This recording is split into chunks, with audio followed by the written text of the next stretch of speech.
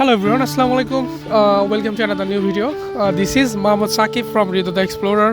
Recently শীতের ছুটিতে বাসায় এসেছিলাম। আসার পরে তো এতগুলা ছাগল দেখেছি বা এতগুলা ছাগল আমাদের বাসায় বর্তমানে আছে, এটা দেখে তো এক প্রকার অবাকই হয়ে গেছি।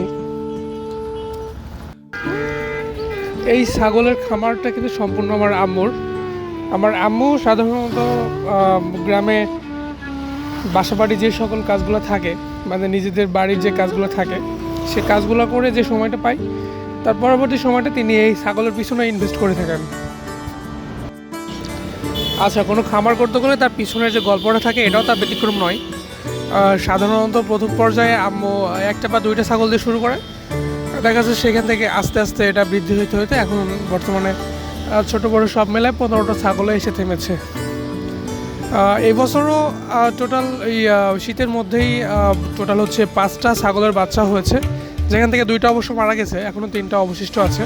তো সব মিলায়ে টোটাল 15টা ছাগল এসে দাঁড়াইছে। তো